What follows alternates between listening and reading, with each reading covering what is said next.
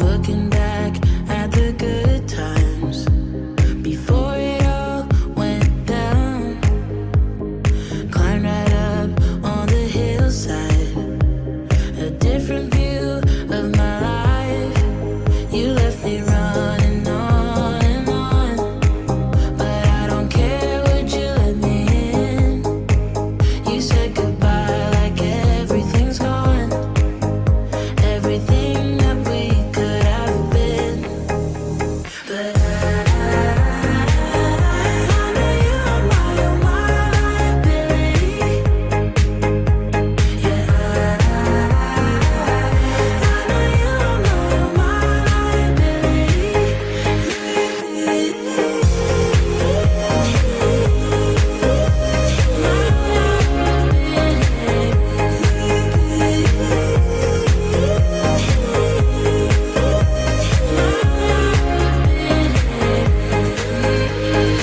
You say that you're sorry. We turn the page and make up. A broken trust got you haunted. The doubting you was enough to leave me chasing you on and on. But I don't care, I will let you in. You said goodbye like everything's gone, everything that we could have been. But I know you are my liability. Yeah, I know you are my liability.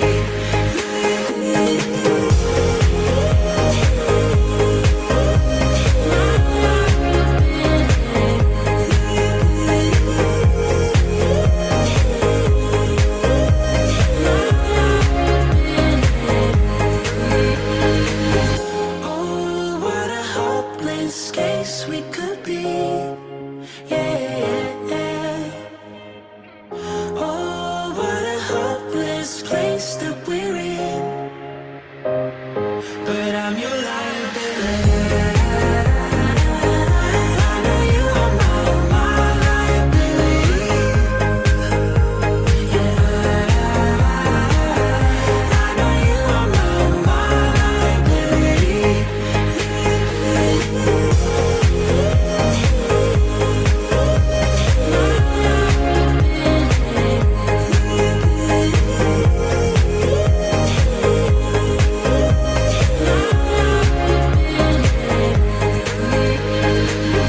Oh, what a hopeless case we could be. Yeah.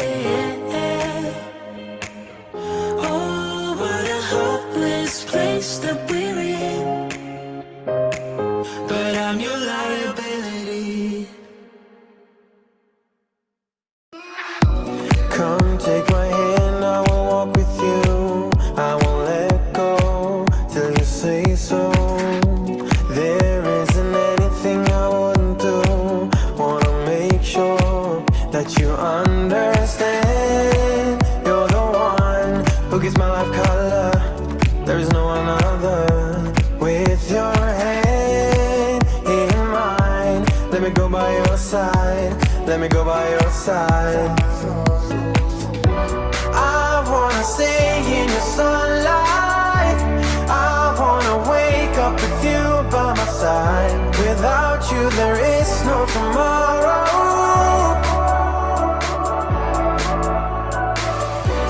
We could be in for the best ride. Want this to last for the rest of our lives. Without you there is no tomorrow.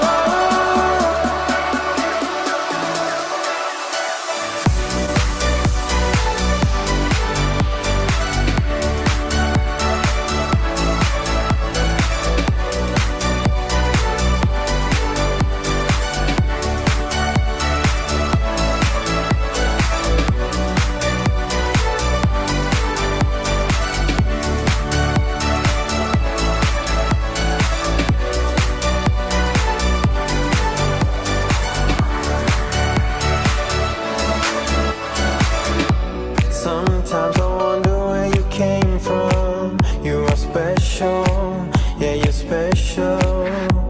Everything about you is so beautiful. I am all yours if you let me stay. You're the one who gives my life color. There is no another. With your hand in mine, let me go by your side. Let me go by your side. I wanna stay in your sunlight. I wanna wake up with you by my side. Without you there is no tomorrow.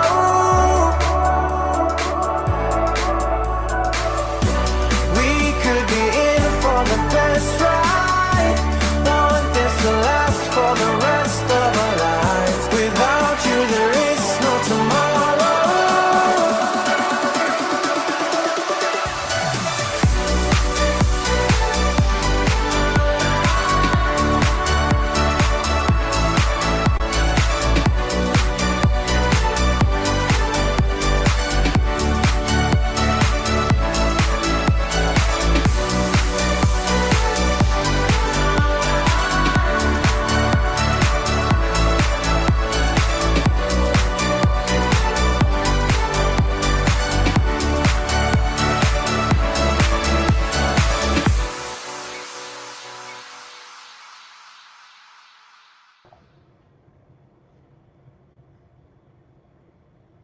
Well, good morning, good afternoon, good evening, wherever you are.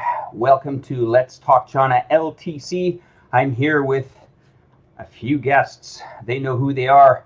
And we have Gweilo 60 in the house today. Kurt, say hello to the crowd.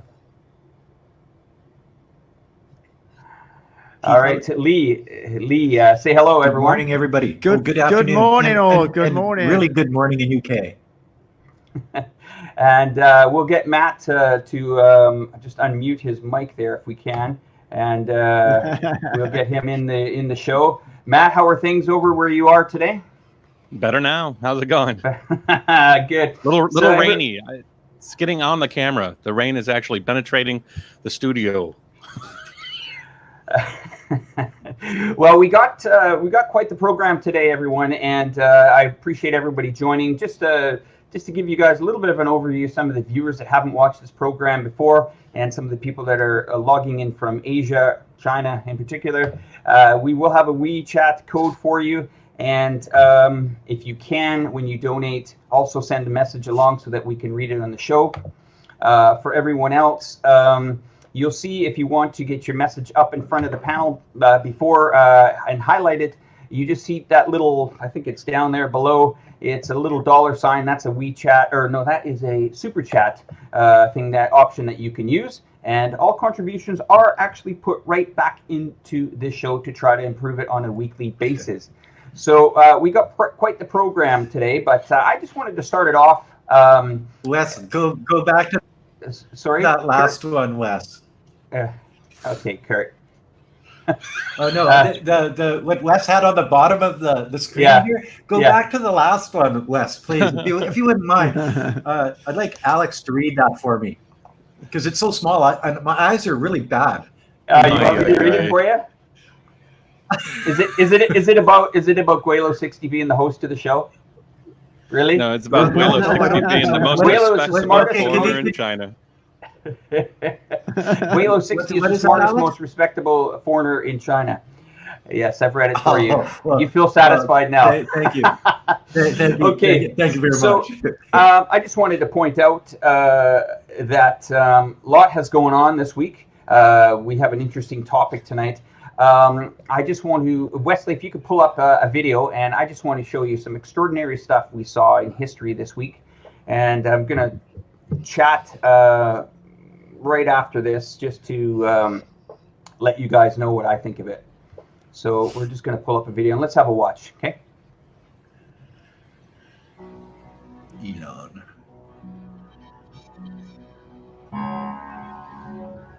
Wow, we're making history again.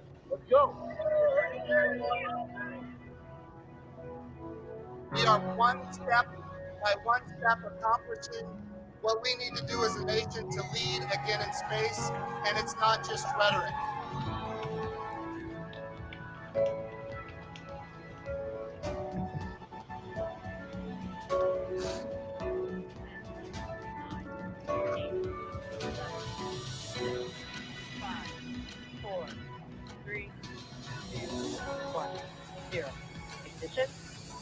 liftoff of the Falcon 9 and Crew Dragon. Go NASA, go SpaceX, Godspeed, Bob and Doug. Well, there you are, a little bit of history. You know, that reminded me of at the age of 4 when I was out front of my house selling Kool-Aid and having what we call a rummage sale in Canada. I knew what the American dream was at the age of 4. I traveled to the United States at the age of 7. And I even took days off school to watch the first space shuttle fly into orbit in the United States. At the age of 18, I drove down through the Canadian border at 18 to try to join the U.S. military. Unfortunately, I couldn't because I was not a U.S. citizen. I saved up money at the age of 20 and took my first ever flight to Los Angeles, United States of America, and walked the streets alone. I trade every day on the U.S. markets, and I have a lot of friends in the United States. And there's been a lot of division, but there's one thing that I have never done in my lifetime, and that is, branch away or feel that I've ever betrayed my nation or the friends of my nation. I'm with you in solidarity. Whatever we go through in times like this is what this show is about. This show is to try to bridge the gap between, as today's show, two powerful nations in this world. And if they work together, we could accomplish something amazing together. Apart just doesn't seem to work. And I think after you see what we go through in this show today, you're going to have a very good example, I think, where this show is going. And on a lighter note, anyway, I just want to thank the audience that watches the show weeks and months. That little chat was inspired me from a few people that are important that I'm not going to mention on this show because we have a good private relationship together. And also thank you to Matt for actually making a video this week about his daughter watching the space shuttle. Very touching video. Yeah, all right. That little dinosaur, as soon as it came into view, she was like, she started crying. And for those of you that don't know, the astronauts, they took up one of their sons, I think, one of their kids' dinosaur toys. It was like a little Beanie Baby toy, and it was the sparkly dinosaur. And when it was came into view, he's like started crying, and she's like, Daddy, that's my dinosaur. That's my dinosaur. I says, no, that's your brother of your dinosaur. And your other dinosaur is here. He's really, really proud that their brother is in space. And then she got really into it because she kind of had a personal connection. She was just like glued to that Dragon capsule, just slowly docking with the space station. So it was pretty incredible sight. What a beautiful sight. Yeah. So just had a couple super chats from Jim Hu. Thank you very much for that. And Shiyu.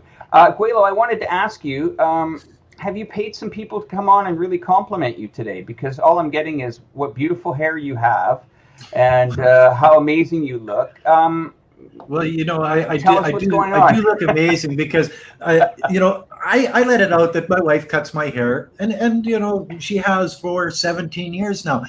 But she was pissed off at me the other day, and she cut my hair, and she just sheared me. And I was wearing a hat, and I brought it up on a video I did the other day, and everybody says, "No, your hair looks great, Gweilo. It makes you look younger," and stuff. So, yeah, I'd like to say thanks to a couple of super chats here. Kevin Williams, he gave me a super chat about 8 minutes before the show even started. Thanks, Kevin.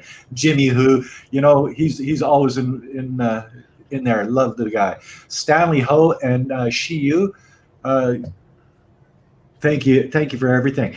And yeah, when I put out, like, I always do a promo video for our Saturday mornings, and I usually put it out on Thursday or Friday morning. And I sort of called on all the Gweilo 60 viewers to make it to this show this morning. And Shiyu. She gave a super sticker, super chat. I'm not sure. I get it from Miranda, and she said Gweilo summoned us. So you know what I mean. So some people listen to me, maybe, I don't know, but I really appreciate it. So just so everybody knows, we got Alex Absolute Channel. If you're coming in from Alex Absolute Channel, you don't see him here. Don't worry, he's the man on the street today. We're going to locate him, whether he's in the city center or he could be even in a cafe in an undisclosed location in China. Lee Barrett, we're moving to you. Where's Ollie? What's going on? Oh, Ollie's in the back end today. He doesn't come on this Saturday show live. I just want to go back to the video you showed. I watched that with amazement as well, and I think massive credit to Elon Musk there. He's revolutionized the space travel in the USA. He's doing it at a fraction of the price that the state was doing it at. It's the first mission that was manned into space from the USA for 9 or 10 years. And I think that's amazing. And I look at that and, you can't help being impressed. And what struck me is that, I remember the first shuttle mission when I was a school child, and that blew my mind. And then I remember the big accident they had where the crew got with the first civilian on. But there's a few things that stick here. I feel what a shame it was that sort of China was excluded from being part of the International Space Station. And now China have gone on, just last year they were the first to land, on the dark side of the moon, which had never been done. They're going to build their own space station, and they are also going to send a manned mission to the moon as well as a mission to Mars.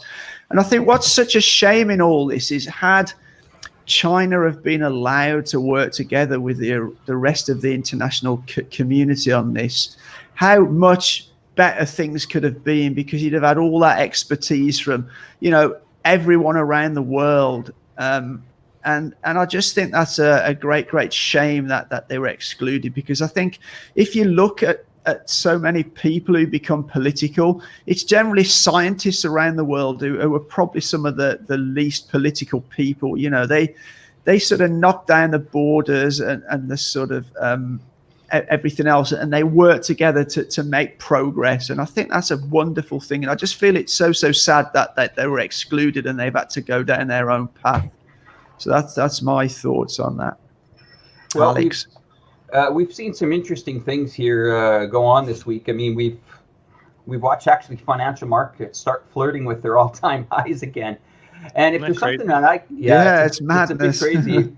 If there's something that I have learned from trading for many years, is that when you have a catastrophe like this has happened, that trade comes out somewhere.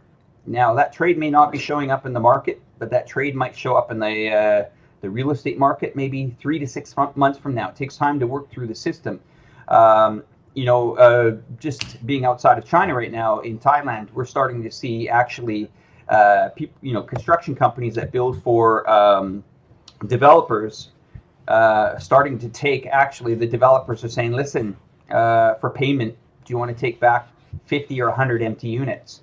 So when you start to see that, there seems to be a cash crunch on that, and it makes things interesting. Okay, so we're going to get into the meat and potatoes of this program, and I'm going to bring up a slide here, and I'm going to let you guys just have a look at it.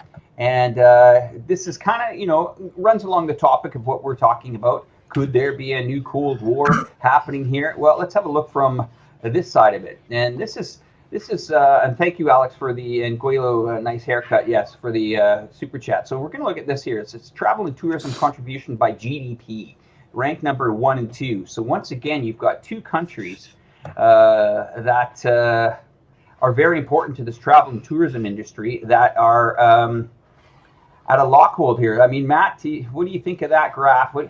How are you looking at that? Did you know about that before, that these two countries were so massive in the amount of money that's involved in tourism? Well, I mean, obviously China is a huge spender in tourism. I mean, when they go outside of China and travel, or even inside China and domestically travel, they spend money. They love to travel. It's sort of like it's interesting. China is in a unique position that they have just leapfrogged forward with regards to their middle class and their white collar jobs, and advanced so far. Yet a lot of them still live in what we would consider, I don't know, in the West a little bit. I mean, obviously it's very modern in China, but they haven't had, like you go into the garage of a typical American, you might find a jet ski, you might find a you might find all sorts of amazing things to just enjoy life. And you go into a Chinese, well, hell, Chinese people barely have garages, you know, they live in vertical housing and underground parking lots with just cars in them. So I've known Chinese guys and ladies that are enjoying doing like paragliding and going to the most exclusive scuba diving spots and traveling and doing the most exotic things and mountain climbing. I'm a bit of a climber, so I keep going. And the Chinese groups dominate the industry of tourism almost everywhere I go. The downside to that is they tend to not have the etiquette quite yet for some of the things that are a little bit more sensitive, and like scuba diving and whatnot. Like you go to dive centers in Southeast Asia, and you'll always have dive masters that are like, "Don't touch the coral, God damn it! Don't touch the coral; it's gonna kill the damn coral." And they're like, "Oh, this is nice. Oh, that's nice too." You know, I mean, it's a lesson that they've got to learn. You know, but yeah, they are rocking and rolling with regards to tourism, and they're just growing. I mean, they're on an upward trend because their economy allows for it. When I attend the VAT refund line in Thailand at the airport, yeah, geez, Louise. It's and you know it's funny because a lot of people say, well, they how don't long buy are those receipts? Those no, receipts are like this huge. long. I pointed out in one of my videos that I had when I was going to Chongqing. I actually was in the line and I said, you know, what are you guys buying? Oh, we're buying, you know, and these are luxury items. I mean, a lot of these are luxury Coach, items. Louis Vuitton. Yeah, absolutely. I mean, all brand names. So, I mean, it's, you know, they're driving the forces. And, you know, it was interesting because everybody wonders why they say, well, not too many Chinese travel. Well, this year it's about 300 to 400 million pre-CV. And it's a lot to do with actually other countries that have restrictions on the visa, right? Like, you know, Thailand opened up its visa policy to China and said, come on in, you don't need, you can either get it on arrival or, you know, you can come without it. And a lot of these other countries that have this visa in place for Chinese, it can become quite difficult. I'm going to bring up one more little graph here. And maybe we can just have a look at it again here. So this is the countries most reliant on tourism. And let me just see if I can, under that logo is 1 million, okay? Under the Let's Talk China logo. And then as you go over to the green, you know, it just talks about population. But what this is really getting, bringing to the attention is countries, you know, especially Jamaica, geez, the Caribbean, yeah. Wow. I mean, it's almost against the wall. Some of these countries, you know, the Maldives, the thousands of jobs that you know, and we're feeling it here in Thailand for sure. Okay, so you know, guys, I'm going to continue to move on, and we're going to talk about the dominance of the United States. And once again, the theme of this whole show is kind of around the Cold War idea. But let's have a look at this. If I can just get that full screen and get us off the screen. How do we get us off? I gotta like that. It looks like I am a monster. I'm half Alex and half me. Yeah. Anyway, okay. So for the panel, guys, just have a look at this. And this is, yeah. Okay, there. Okay, so if you look at this graph here, this is quite interesting. And this looks like the percentage of companies by sector. And it's America has 44% of the worldwide market there. Materials, industrials, consumer, discretionary, infotech. I was quite surprised to see the infotech at 73% and the healthcare at 65%. So I mean, you know, once again, quite interesting numbers. Now, one more thing I'm going to bring up, and I'm going to bring up, as you guys know, you know, we're going through a lot of times here where the economy is being stretched, but there are some winners, and here are the losers during this time here. You know, the biggest losers are, you know, I guess they would be. I wouldn't think Tim Hortons would be losing. Coffee, guys. Oh, North Face, my darling North Face. Dunkin' Donuts, you know. And Under Armour, I mean, these are, they call them the fastest declining brands now. Shocking aside, but here are the. I'll tell you what. Yeah. Go back to that previous one. Yeah. Go back to that previous one. Now, if you go into the largest malls in China or even the smaller ones, you will find all of those stores except for Tim Hortons and MS. I don't know M&S, but you will find M&S is a British company. They pulled out of China, actually. But they have everything. H&M, Subway, Burberry, North Face, Dunkin' Donuts are in China, Uniqlo. Yeah, there was a Tim Hortons in bustling. Shanghai. There's a Tim Hortons in Shanghai. Canadians. I'm just saying probably a Jim Hortons. I'm just saying that in tying in with a potential Cold War, you know who's going to rescue a lot of those, or are going to be supplying a lot of products from those companies. They're going to rescue them from those negatives. Is going to be China. You know, China's going to be a big buyer for a lot of those. And that's why I just going to hammer this point and continue to hammer it on that. You know, if both of these countries work together, I mean, they could really take on the world here. You know, well, they already do. Now let's have a look at the fastest growing, and this is the retail brands. JD.com for China. That's pretty amazing. We have I guess Alibaba or AliExpress. That also owns, I think, Taobao. Am I correct? Correct. On that? Yeah. They actually own a huge amount of. They have about 20 companies under the Alibaba umbrella. They're into everything. You know, food delivery, e-commerce, finance. They're huge. Lululemon is growing huge in China. There's a lot of drive for Lululemon. Yeah, there is. Yeah. So something I think's kind of interesting is that if you look at the performance of some of these companies, all these big e-commerce companies have really, you know, gained on the back of COVID here, because a lot of people switched to ordering, you know, the Tencent to the JD.coms. Tencent because everybody started playing games and they're big into online gaming. You know, Alibaba and JD because they have, you know, Alibaba also has a supermarket chain which deliver. I can't think of the name. Matt, you might know that one. I can't remember the name of them now. I'm sorry. The Alibaba's online supermarket that delivers food. Taobao. No. The food one. I mean, I know what you're talking about. You know, we can be at sort of 8 o'clock in the evening. Oh, we've got no cola in the fridge. Oh, we just get on an app. 30 minutes later, it's at the door, you know, and you can order like 6 cans and it doesn't cost you any extra for delivery. It's just like blows your mind, that does. It's just fantastic. But the shares of these companies will perform really well because they've had such good, you know, performance over this COVID time.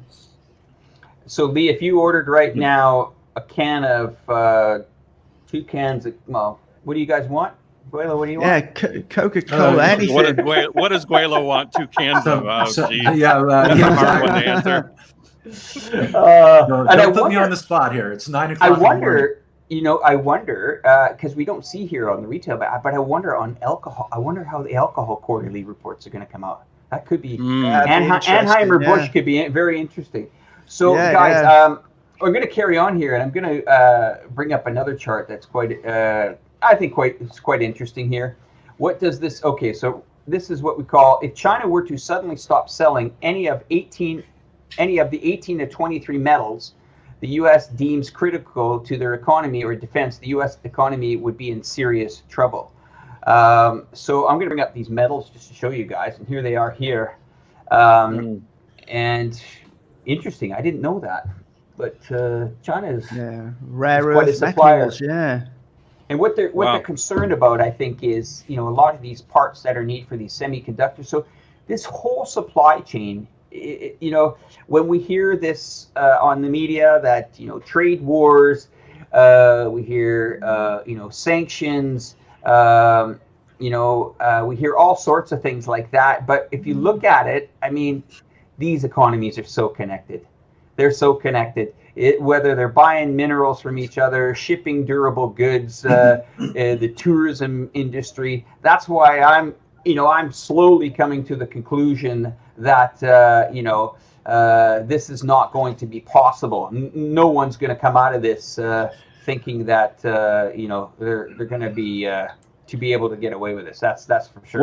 Well, Alex, I think we realize today that anything is possible. Whether it's right or wrong, it's possible. Tell me what you mean by that, Matt. Well, I mean, how possible would you think that we'd have a reality show? Can you guys hear me? host I think I'm breaking up. Gweilo, yeah, we hear you. Hang on, Matt. We'll just finish his chat here for 1 second, then we'll bring you in, Gweilo.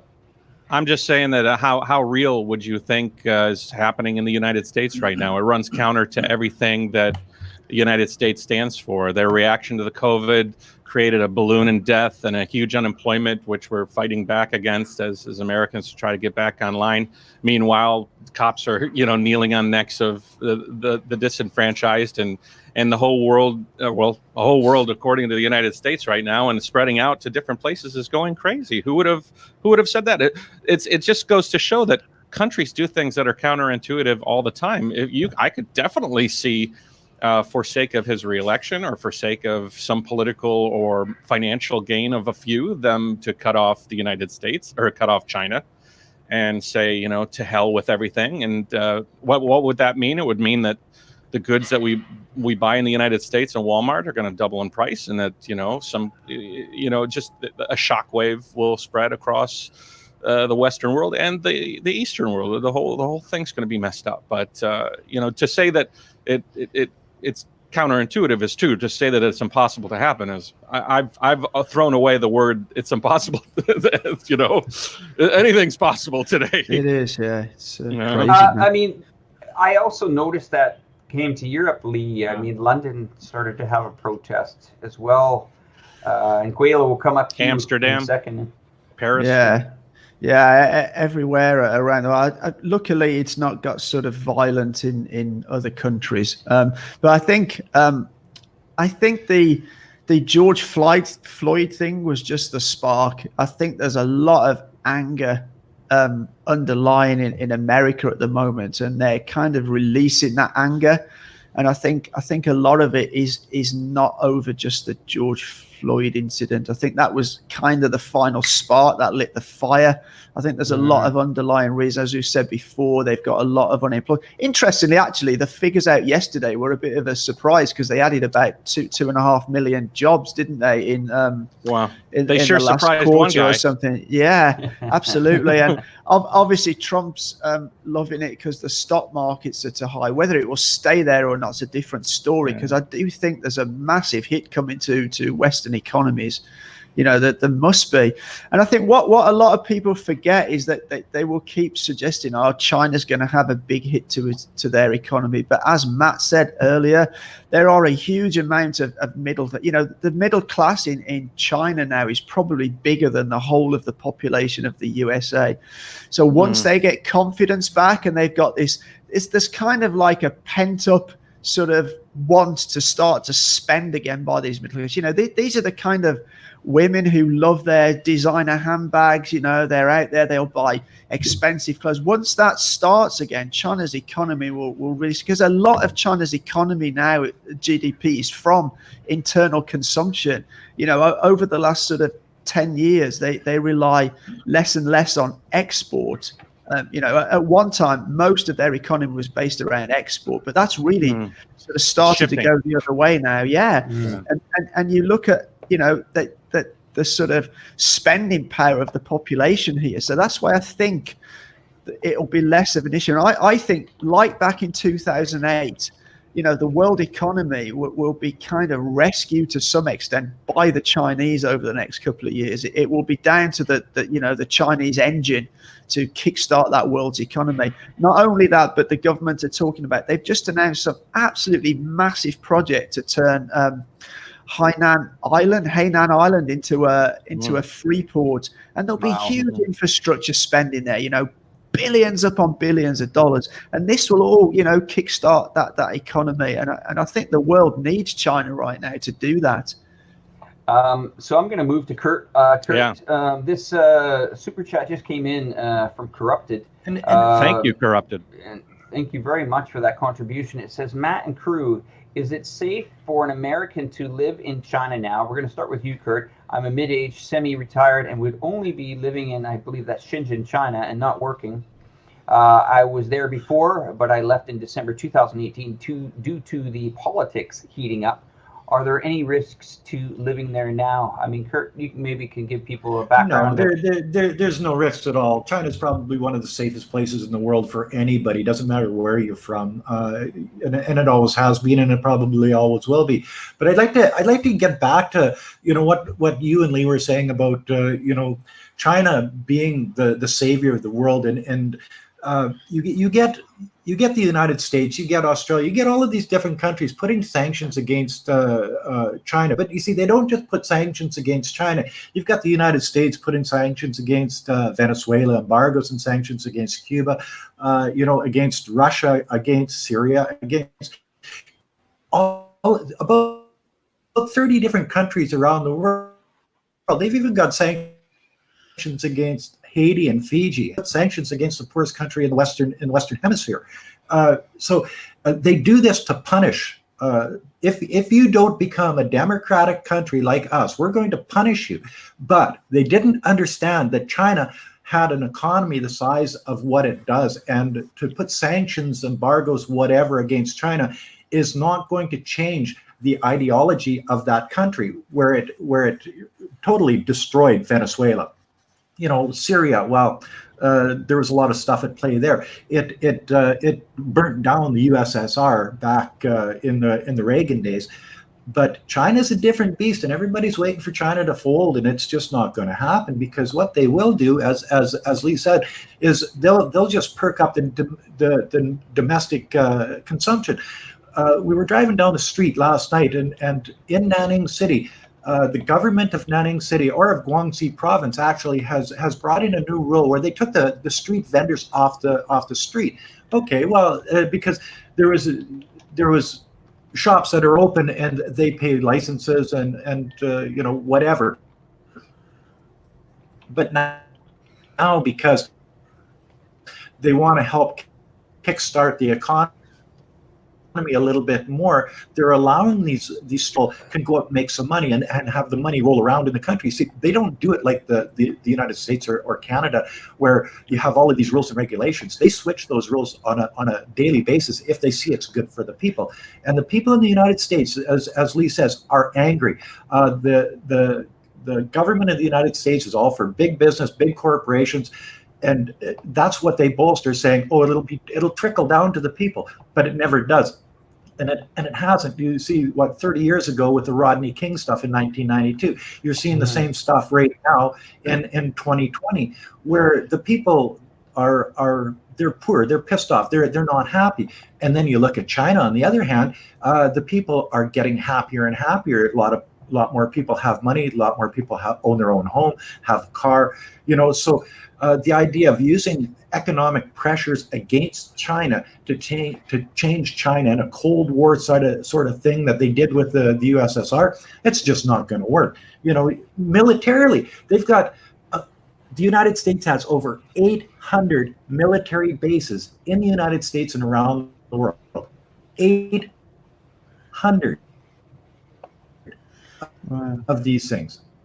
You know what I mean? Like, they've got 23 bases in China. They've got 20 in the Philippines. They've got 15 in South Korea. And you say they're not surrounding China? Well, I beg to differ. But you take half of those and you take that money and you put it into infrastructure, into education, employment in the United States. That's what they have to do. They're punishing other people or pointing fingers at other countries rather than pointing a finger at themselves, saying, geez, rather than world dominance, maybe, Inky and the Brain, the two mice, I don't know if you guys know about Inky and the Brain. The brain is always trying to take over the world. But the idea is you're spending your money in the wrong direction. And it's creating Cold Wars with 30 different countries. And China's just one of those countries that they have sort of a Cold War attitude towards, because China doesn't want the democratic way of government. And they fought up to 1949. A lot of people died to get the government that they have in place, and they're okay with it. That's my spiel. How's that? Corrupted. I want to comment on the corrupted. He gave us a lot of money, a really big super chat. He obviously really wants. A clear answer. I am not as glass as full as Gweilo. Gweilo is a very glass as thoughtful kind of guy, and that is very nice. But I think unless I've already drank it. I think that to say that China's always going to be safe for everybody, I think that's a statement that it's a little bit too much. I think that China is very safe for many people. I think that if you left in 2018 and came back today, you'd see China has evolved a considerable amount. Is it safe? I think for most people, it is very safe. If you do come back, obviously you've been here already. You got to check the visa rules because things have changed and things have evolved in that aspect. If you were moving to Shenzhen, and for those of you that don't know, Shenzhen is an extremely modern city. And I think if you came back to Shenzhen, you would love it. If I moved anywhere in China and I like rewound the clock and I could move to China again for the first time, I would like to move to Shenzhen because it's just an eclectic city full of so many different people. But I also think that the reality of living in China is that you're living in a country with a set of rules and laws, and some of those rules you got to abide by. I mean, if you want to become a revolutionary, then I don't know if China is going to be the best place for you. If you want to start your own church, and I'm just being honest, if you want to come to China and do some of the things that might be available to you in other countries, you have to take a step back and examine those things. If you want to come here and live a comfortable life, fairly inexpensively for now, we'll see what happens with whatever this Cold War does, but potentially, then I think it's a great opportunity to come. But you just have to understand that you're living under the laws of another country. And if you can do that, I think that coming back to Shenzhen, you would be very, very happy. You just got to understand what you're walking into and the country that you're living in, the rules of that country. Just same thing if you wanted, you could move to Iran. Iran is an extremely beautiful and comfortable and happy place, even though it's painted so negatively in the press. I have a lot of friends that live there, and obviously there's different sort of socioeconomic things, but I think the world is extremely open if you're open to the world. And so I just want to make sure that you understand, if you go to China and you just want to live out a beautiful retiree life and you just want to plug in and talk to amazing people and have wonderful interactions in a city that's very modern, then I think Shenzhen is a really, really good place to go. But don't make sure you're not wearing those rosy glasses. And I think you're asking that question tells me that you're not. So keep asking questions and come on back. Well, thanks, Matt. Lee, I'm going to go to you. You have a few super chats that unfortunately don't show up on our screen due to the technical issues that we've been trying. That's a good question. For a couple of weeks. I put this under my, it was a question from one of your viewers, but to get it on the screen, I put it on my chat. And just want to let everybody know who's moderating the chats. This is open discussion. This is a show about trying to understand both sides. This isn't a right or wrong. This is more of a healthy debate. So please, moderators, leave it wide open unless it gets really nasty in these chat forums and stuff like that. Let's have some good, healthy chat, and let's see how we can move forward to help both of these nations that have had a hell of a last few months here. Lee, I'm going to you now to address a few super chats. Ollie's brought it to my attention, so here we go. Sure. So yeah, that's this question that's on the screen now. So it's if war started, would you stay and support China? So okay, so this is kind of similar to the COVID situation where myself and Ollie, we decided to stay here. And that was against a lot of our family saying, no, you need to come back, you need to come back. And at that point, both me and Ollie suffer from asthma. So we thought it was more dangerous to travel, putting ourselves in sort of undue risk by traveling on planes and buses and coaches and that. So we actually decided to stay here now. As a thing about war, that is a very, very tricky question. I think my answer to that, I would stay here as long as it was safe. Obviously, from a human nature, you're going to move to an area which is safest for you and your family. So I guess if it did turn into a hot war, which I very much doubt, but there's a possibility, there's a slight possibility. I guess there would be areas in China that would be targeted more than others. And I guess the answer to that, I would probably stay here. But I would probably temporarily move to an area of China, maybe a rural area that was at less risk of being attacked. Because let's face it, you've got to weigh up this.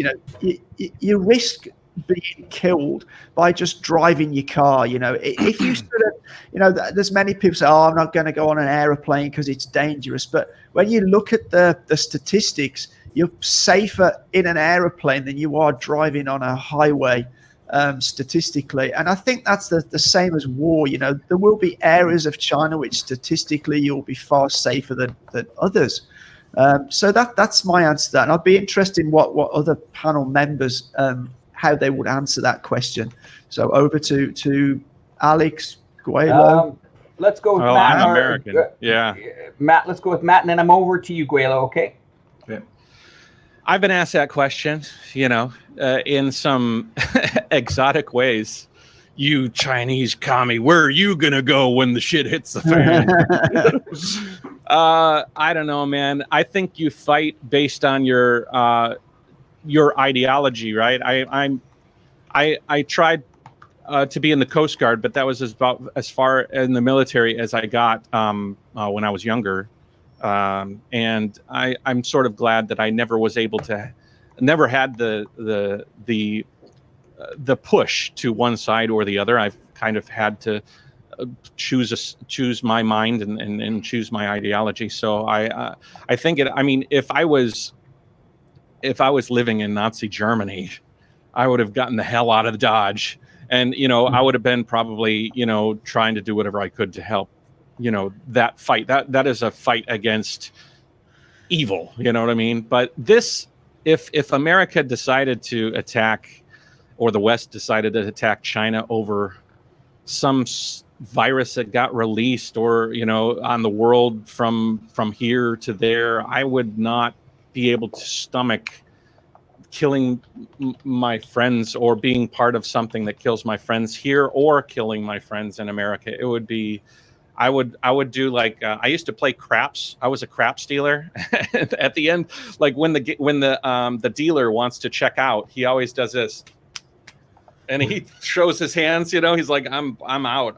And so I think I would probably, I'm on a mission to cycle around the world and see the goodness in things. So I would probably take my family somewhere outside of China, and I don't agree. I don't think it's going to get there, first of all. But if it was to get there, I don't know. I don't see the patriotic cause as an American to try to come here and make a ruckus so that some guy can cover up his mismanagement, and a bunch of rich people can get richer, because that's pretty much what would happen. I guess this one's directed at me from Simon Barnes. You'd be picking up a rifle and hitting the front lines. Yeah, Alex. Okay, so interesting. If they would let me, as a 50-year-old now, maybe that would be quite interesting. I could try, depending on what it's for. My family has a military background. My father was in the Canadian Navy, and my grandfather died in the Atlantic by a German U-boat back in the mid to early 1940s. And every year we have Remembrance Day in Canada, and I do know the sacrifice of what people do and take in countries. I'm not sure that we're going to have to go to those extremes, but this could be another type of thanks, Wesley, for that. This could be a new type of war, and I don't think it's going to be fought on the battlefield. It could be fought digitally, electronically, something like that. I'm not sure if everybody is fixated on this, arms. I think both countries would destroy themselves. I have a guy in one of my chats right now, Mogman, and please, everybody, let Mogman speak. He's talking. I think he might be in the service or something like that. But let him have his say. And that's what these chats are all about. It's not U.S. against China, China against the U.S. We're here to try to understand what's going on in this world. We've had a global shutdown. I'm not sure if everybody can just fathom what's just happened on this planet, but this entire Earth has been shut down completely for about 3 to 4 months. And as we're coming out of this, nations are going to have a hard time, as Lee was mentioning before. It's going to be extremely hard. Kurt, I'm coming to you, and we're going to bring somebody into the stream here as well. And thank you for that, putting that super chat, Simon. Maybe, Simon, you could drop me a message. Love to have a chat with you sometime. That would be great. Let's bring in Alex Absolute. Alex, welcome to the program. Hey, morning, guys. How's it going? Hey, Alex. Morning, Alex. What location are you at? I'm in my school's office at the moment. You can probably hear there's a bit of a terrible echo, but it seems the best place, nice and quiet. Outside today is awful weather, and unfortunately, all of the nice-looking businesses are not open at this time in the morning. So we're just coming straight from the school's office. Just had to have some early morning meeting type thing. So yeah. Tell us what's your plans for the rest of the day, Alex, as you dedicated some time to us, and I appreciate it. Yeah. I've got classes to teach. I've got family stuff to do. You know, all the kind of good stuff. I've got some videos to make and edit. I've been kind of procrastinating this week about stuff, and I've got a lot of videos that have now backlogged, so I've got a lot of editing to plow through. But yeah, overall, not too bad. Not too bad. Thank you. Sorry, Alex. Thank you for joining the panel, and we're just going to put you in the seat with all of us here. Does anybody want to continue to add to that? Kurt, do you have a comment that you'd want to bring into this?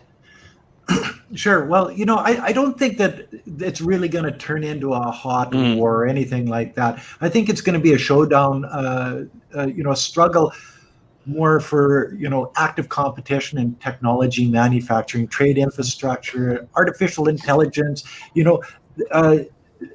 for those markets, maybe military superiority, as you know, the United States has, the most up-to-date military in the world. But then again, China's military is larger. They've got over 2 million people in their Army, Navy, Air Force type thing. So I think that's where you're going to see it's going to be more saber rattling in the military world. But I think what's going to happen in the next 5 to 10 years is you're going to see super competition between China and the Five Eyes countries, not just the United States, but you're talking Australia, New Zealand, Canada, the UK, and the United States, and probably the sixth eye is India.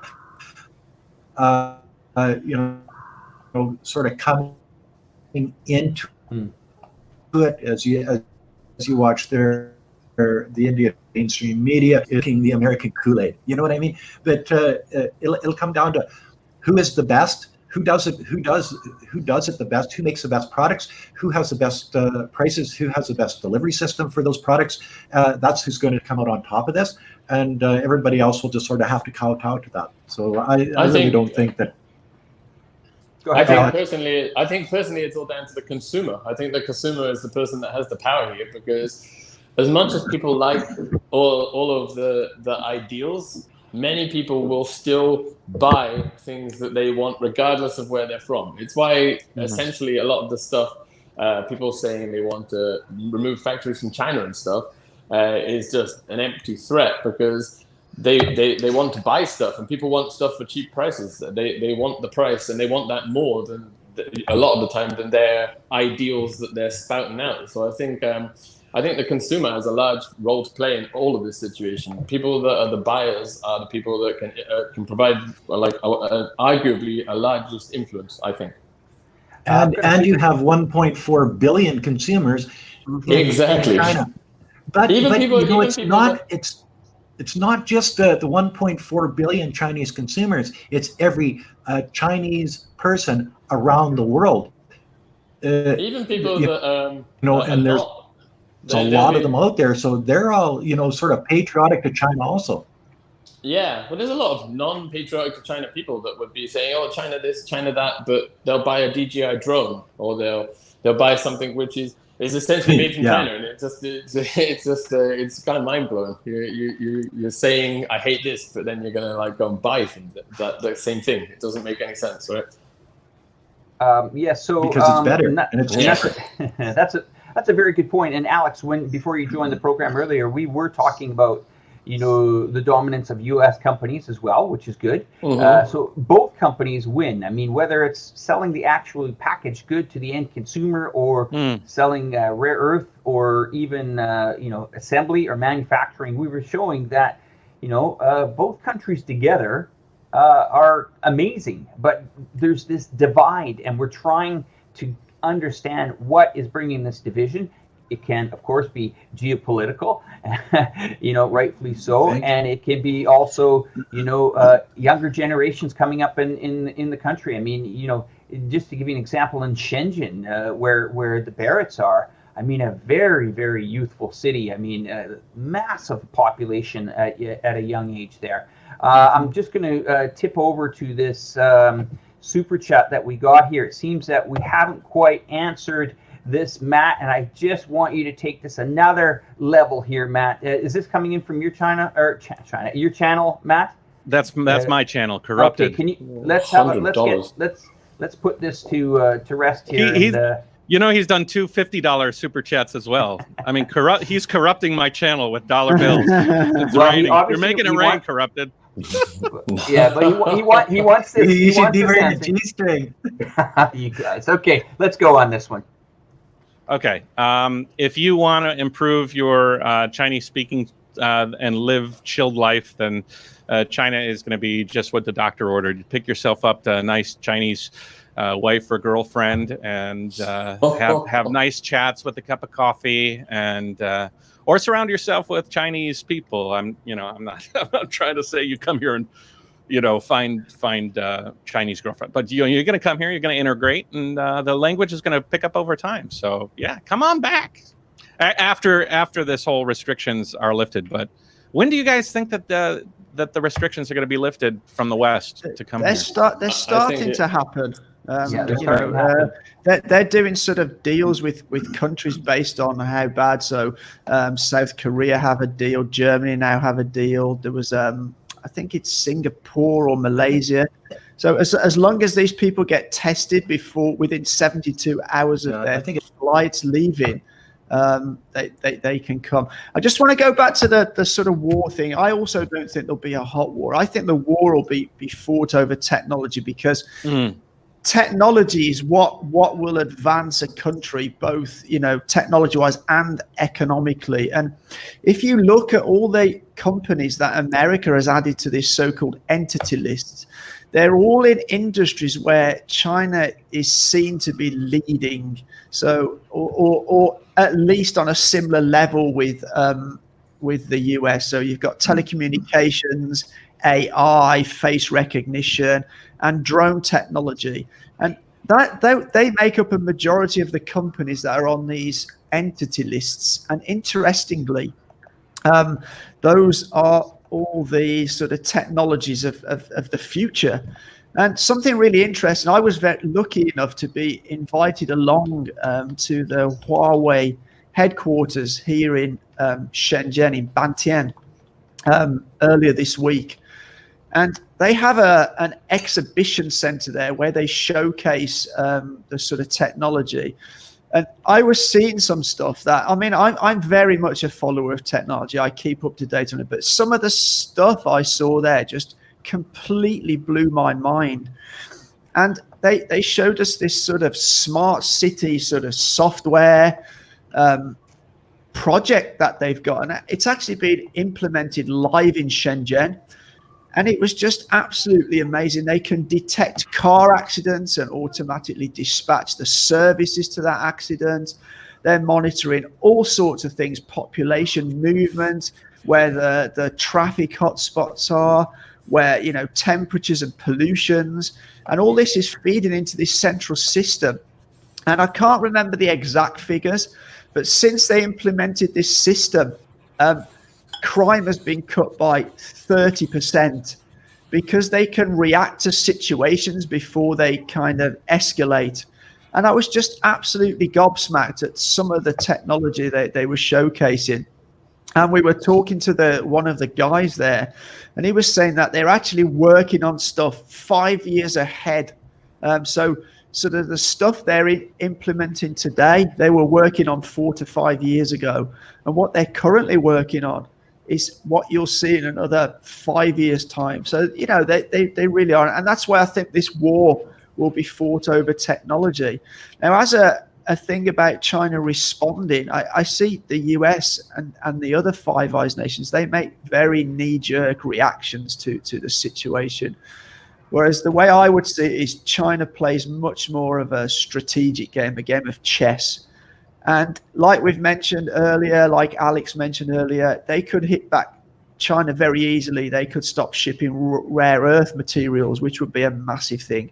They could stop Apple, selling phones here. But they look at it, and I think China look at it, they don't want to shoot themselves in the foot. And I think by the US doing what they're doing, they will end up, they are stopping the American consumers from buying some of the best technology by doing what they're doing. So, very soon Americans are not going to be able to buy DJI drones. They can't buy Huawei phones. So I think ultimately it will put the American public at a disadvantage. Anyway, I've spoken enough. So back to you, Alex. Yes, and we have an interesting thing that's been put up here on the screen, and I just want to chat about that. Economically, we saw last week that Germany and China are very tied as economies. We export a lot to China and vice versa, raw materials and even parts or finished products. Angela Merkel was making a comment. I don't know if anybody on the panel recognized one of her comments this week, that for the first time, they feel that they want to kind of put a little bit more energy into that relationship. And I think, I saw that too. I think that's the approach that we're desperately trying to explain to people that, instead of, putting these countries, offside with each other, if you can work with them economically and, to help your point out as well, Alex, the consumer is probably going to be needed more than ever to pull these economies out of the disaster that they're in. Absolutely. So if you got two amazing trading, go ahead, Alex. Yep. I don't think that like an actual full-out war, the chances of an actual war that you call it hot war is very, very small, because at the minute, in my opinion, all the countries are so invested in each other. There's so many things which nowadays in modern life that everybody helps out, like on like a military level, on like a government level, on like consumerism, like factory levels. There's so much in each other's countries that nobody wants to go to war because of what it would actually mean and all of the stuff that would need to be brought back out of other countries. There's also things like all the nukes nowadays. I think if you look back when there was actual hot wars, there was a lot less of that going on, and there was a lot less invested in each other. So now in a minute also with that and with nuclear war, everybody's sitting around kind of like nobody wants that. Nobody wants that at all. And also for things like with the Cold War, for example, it's never going to be like that. Like 100% never going to be like that. Like Lee said, it's going to be 100% all technology. And that's because, like it's a different world. When the world that was there when the Cold War was on, no smartphones, I don't know, there was internet, but like pretty crappy was it, I think. So the world has changed now. It's a completely different beast. And so the war or the techniques of this kind of situation have also evolved to the point where everything is ones and zeros now. People can do everything from their smartphone, from their home. It doesn't matter where in the world you are. Even if you are out of like a phone signal area, you have satellite phones now. Everything is remote. Nothing is as up front. I would think the chances of ever having a hot war, say like a World War II style thing, it's so remote that I don't think it would happen. Interesting point. Okay, so wow, he dropped out at the perfect time. Yeah, he finished. He's like, I'm out. You're done. Mic drop. Go. So what I would like to to once again to all the viewers that are joining us, and thank you everybody for your super chats, and they mean a lot to us. And we will put up a code here shortly in regards to the WeChat donation link that will come up in a moment. Hang in there, Alex. I'm just going to be making another point here. Today is the first day that I've actually really started to look at my my ongoing chat while the show is going on. Usually, when you're trying to host the show, you don't really have much time to look at it. And I'm seeing a lot of, banter back and forth, China and US and this country could do this and this country could do that. We have a panel of 5 people here today, and we are open to answering your questions. And I think it's important that the audience understands that we all have different views here, and most of us are in China right now, and we're trying to give you a perspective of what China is all about. Now, that doesn't mean that we're anti-American or pro-China or anti-Canadian or anti-British. I could be told I'm pro-Thailand because I'm in Thailand, and 2 months ago I could be pro-Maldives because I was in the Maldives. So it's more of we're trying to really help people understand, like the topic today, Cold War, is it possible? This panel has just kind of gone through some statistics. We've gone through some likelihoods. Is it possible? We've come to the conclusion that it's not going to be, and I like that term, a hot war. And I think it's going to be more played out economically, but it's interesting how this does play out in the press. I think the press ramps this up a little bit more than needs to be, because we didn't really see a response from China after being kind of dragged out there and told that some stuff's going to be happening in Hong Kong. It was just kind of silence. Maybe Lee, you could tell us maybe how China deals with things like that when they're kind of put in the spotlight. And you're the king of the CV stuff. You did about 2 months of that stuff in detail. And I'm going to go to Matt after this too. But tell us, how does China deal with problems like the COVID? Shouldn't mention that shit. And and how do they deal with it? How do they deal with it? They dealt with it extremely well. They put things into place, and I think the difference, or one of the big differences, because there's a lot of central control, so they can quickly get logistics operations in. There's what you find in West is that the government are always arguing amongst themselves, so things don't get done. Where you don't get that here. You get people, they will get on with it. So, once they got sort of logistics organized, and where the epicenter was in Wuhan, of course, they have a huge amount of resources that they relatively quickly shipped to that area. As you see, they built sort of hospitals and sort of what do they call, sort of centers to put less ill patients in. So basically, that anybody with COVID, they took out of the community to stop community spread. And I just don't think the Western nations have the capability and capacity to do that. China have a huge amount of resources they can call on very, very quickly. And the second point, I think, is that if you look at the general public here in China, they will tend to obey what they're told to do more. So you get much less of this sort of rebelliousness against what the authorities tell them to do. And I think that's a culture thing. I think they have this feeling, or a majority of them have this feeling that, okay, the government will always act in our best interest, so we should follow what they say. I see, you've only got to look at the lockdown in the UK when there's many people flouting that lockdown, going to parks, going to beaches. You didn't have that here. Everybody stayed in their homes. They took notes of what they were being told. There's a couple of times where I did go out, and it was just like a deserted place. And we actually have a couple of videos on that, and I've never known it so, devoid of people out there. And I don't see that happening the same in the Western countries. You know, the people were still gathering, they were having parties, they were going to beaches, parks. So I think that's something that's really, really important. It's not just what the government did; it's the people as well. Good point, Lee. And I kind of want to add to that story because I have last night, while preparing for the show, I was reading about, and thank you, Caliber Wings, for your contribution. That's an interesting question, but we'll see if we can get that later. Wesley, if you can put a couple more of the super chats up so we can work through them. You guys keep up the good work for neutrality and the fact telling. Thank you, Leon, for that. Simon Barnes has a super chat for me, and Lee also. If you could keep your super chats in queue so we can address them in about 5 minutes, we'll get to all of them because all he's giving me a heads up.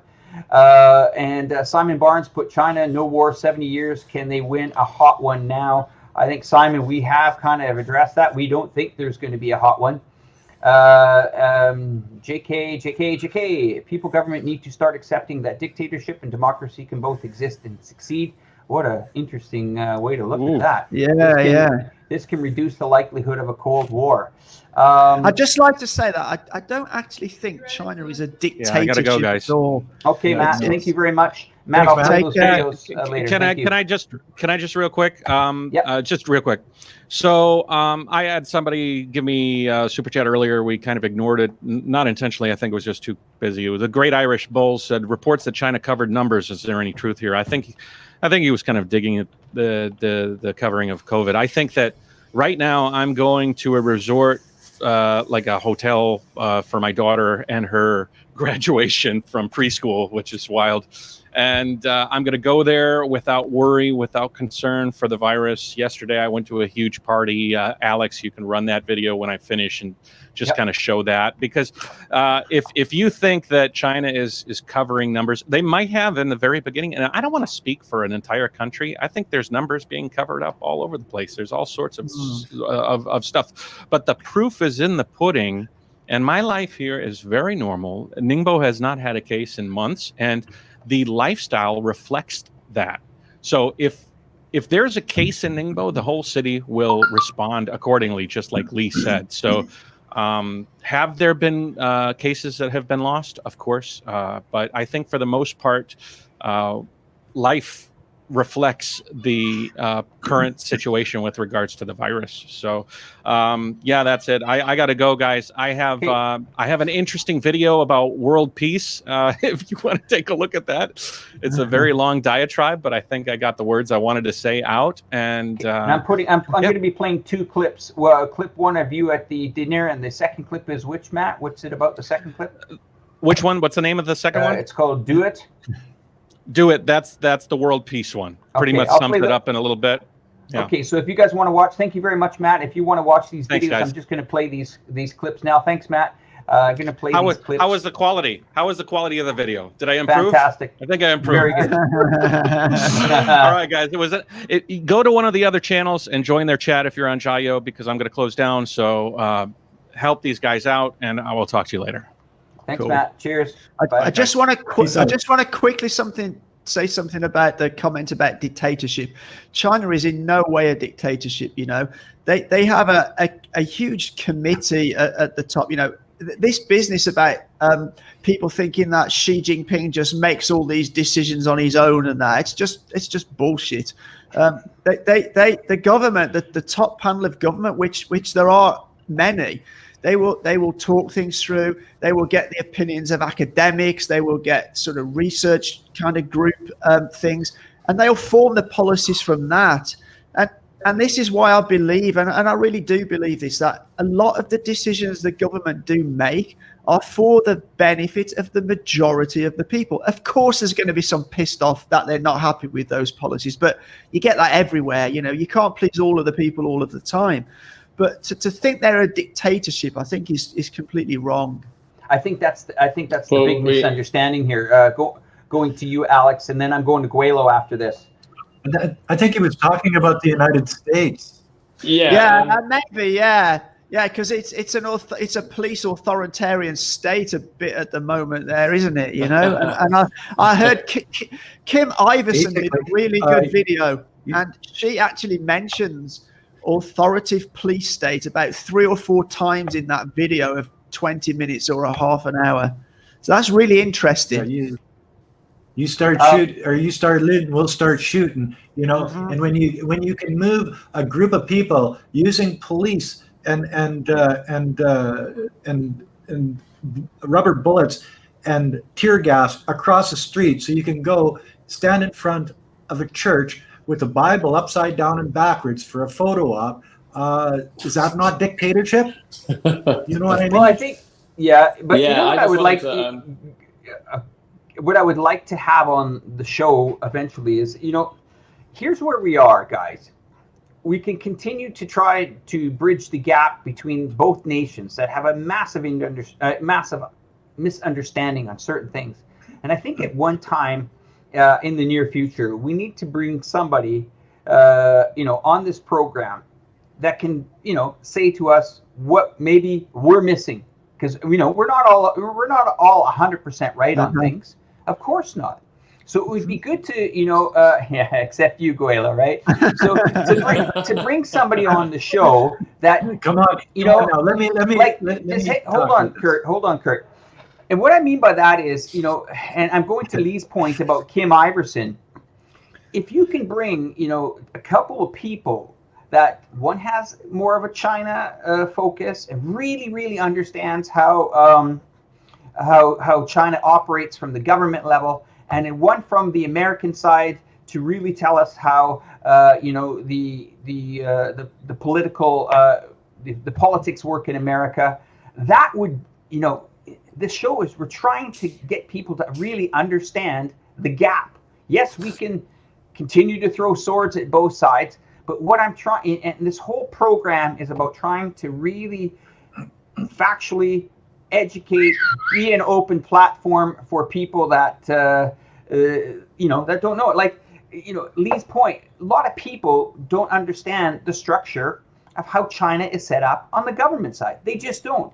And they use beautiful words like communist government. If you've ever heard when somebody says communist government, they say communist government. They don't understand it's the Communist Party. Okay, Alex, you want to get in on this? I'm going to you, Kurt. Yeah, right after. Yeah, we touched on this in the live stream on Wednesday night, but I said I basically said, if anybody didn't want it, that when you say China is a communist country, by definition it can't be a communist country, because communism doesn't allow capitalism, and capitalism is rife in here. Capitalism has really taken off in China. People are great at making money here, and so by definition it can't be communist, because that's it's like calling a shoe a car. It doesn't work. The definition isn't right. It doesn't work like that.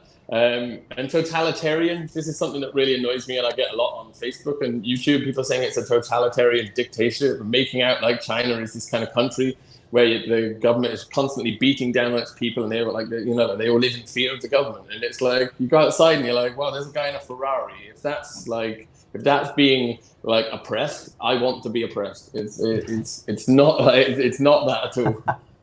Kurt.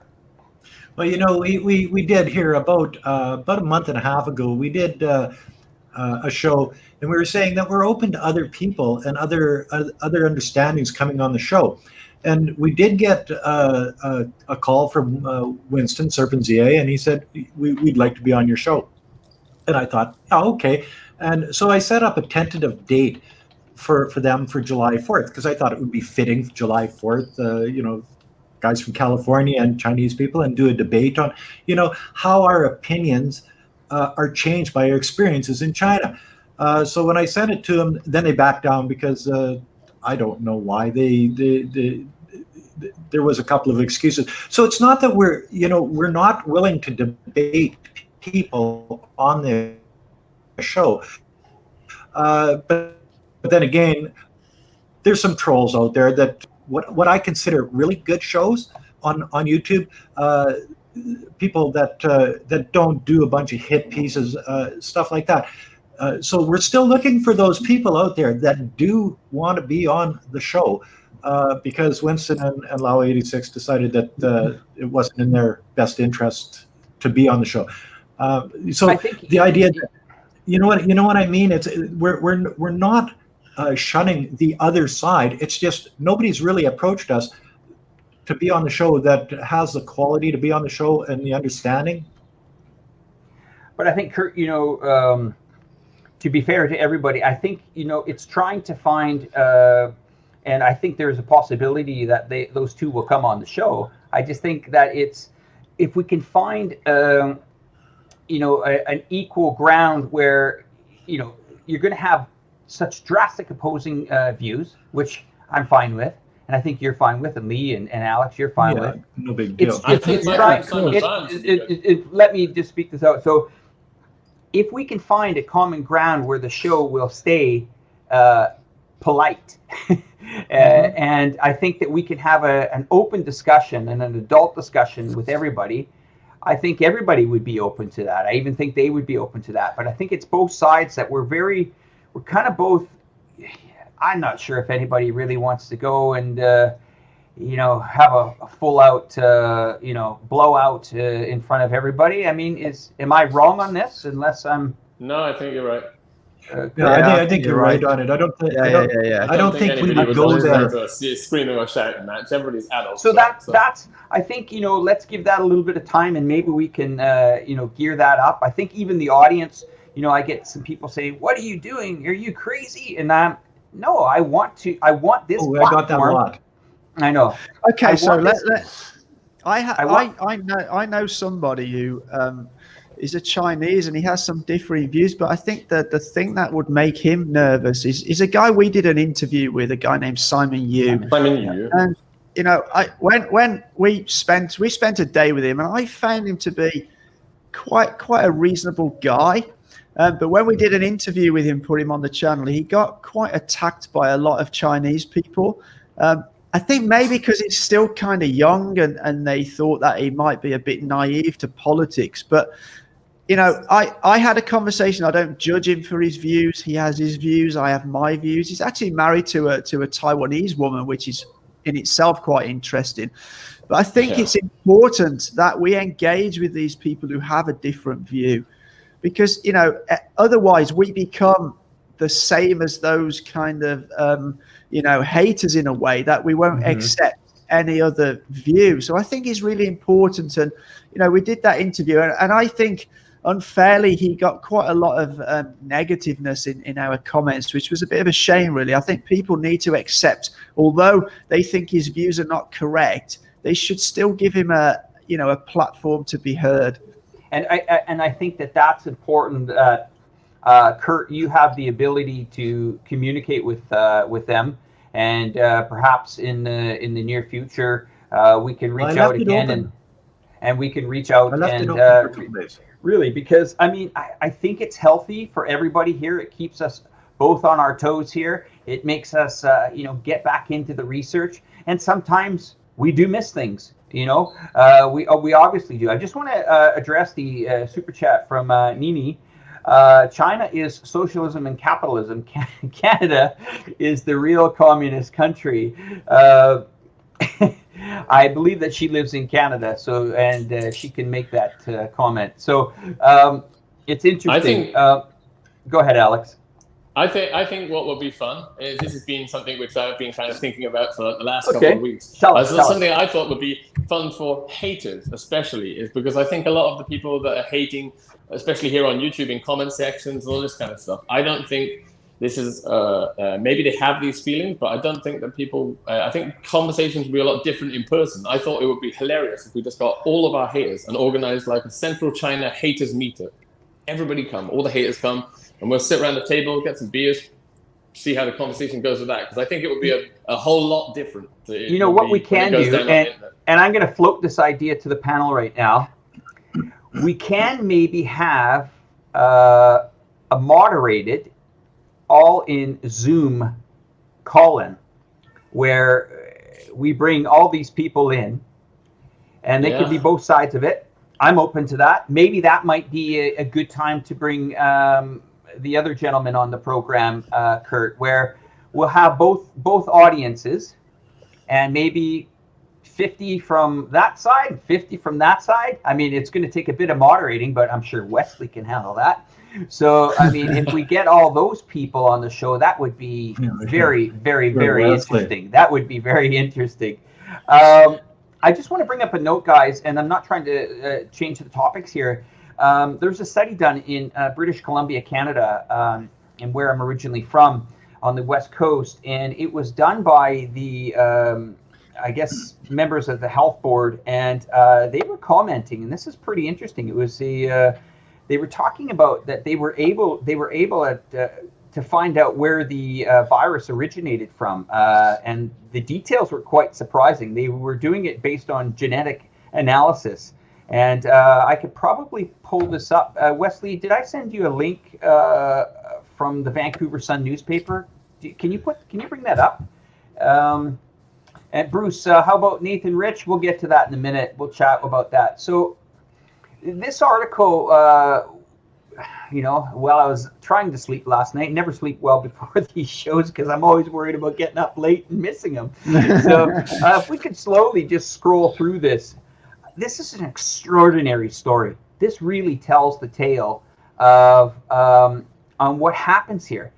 It's an interesting story. And Lee, this is something I think that you're going to find very interesting for your program. And Kurt, this is something that I can understand why you didn't fly back to Canada during this.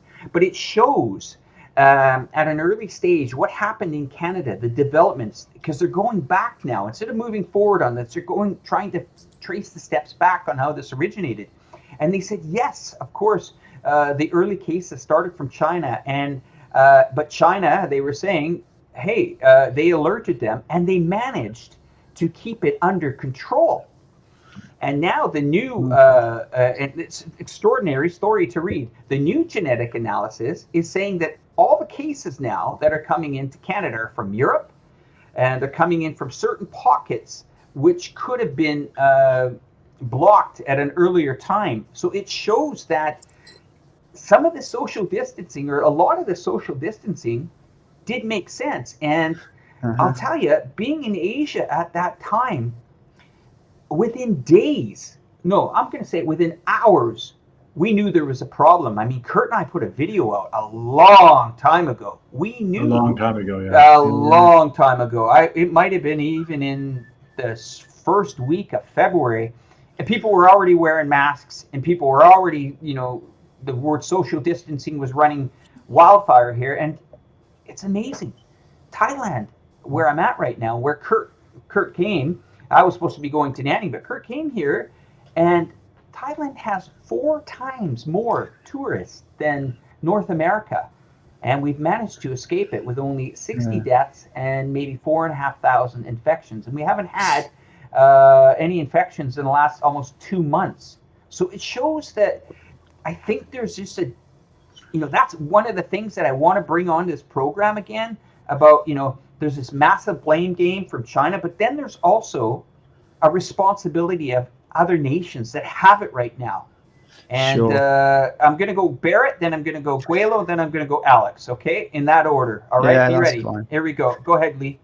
Yeah, so just to reinforce that, this if you look at the governor of New York, because Trump made a great big thing about that, he'd stopped flights from China early, and that had really helped. Well, actually, according to what the New York governor had said, that actually didn't help that much, because all the sort of investigation they did was that a majority of their cases came from Europe, not from China. So, again, it points to this sort of thing that, they weren't sort of doing what they needed to do. And like Alex just said, they were in my eyes, they were far more serious about the social distancing and lockdown of movement and lockdown of businesses in Asia than they were in the Western nations. And that's obviously contributed a lot to how fast. I mean, I'll be honest, I had the impression, because of the amount of Chinese tourists that go to Thailand, I thought, oh my God, Thailand are going to be hit massively. Yeah, I was concerned. And yet they haven't been, because they took it very seriously. I mean, I've been watching a couple of other YouTubers over there, and everything's been completely closed down for a long, long time, and there's been nobody out and about. And if you contrast that to the West, where a lot of the people like, oh, we'll just go to the beach, it'll be okay. We'll just go to the park, we'll just have some parties. And you can just see the difference in numbers and cases in Southeast Asian countries compared to Western countries. I think that tells its own story. Yeah, I mean, Lee, thanks for sharing that. Kurt, I'm going to you now. Okay. Hey, before I get started, I'd like to thank a couple of people. Alex, I only have the word Alex, so I'm not sure whether it was Alex from Reporterfy Media or Alex from Alex Absolute or another Alex. Thank you very much. Arthur Larson, Lee Wu, is a CV real? You know, and a lot of people are still saying that it's real. 100,000, air flights, border that you can't get across. Of course, it's real. It is real. And Francisco Rivera, of course, Francisco, he's been 3 times on the channel giving me super stickers, super chats. Thank you very much, friend. Rob GTI 180. The answer to that, Rob, is no. And I won't even say the guy's name on the channel here. Simon Ning, Leon C, TL, Chenry 08, and Bruce Liu about Nathan Rich being on the show. I've reached out to Nathan a couple times and he hasn't got back to me. So if you're a watcher of Nathan Rich's, bug him. Tell him his channel. Spam his channel. Nah. Get him to give Gweilo a call. Guys, everybody tweet him. I did get some concerns about, some people said some things, why would you bring this guy on the program?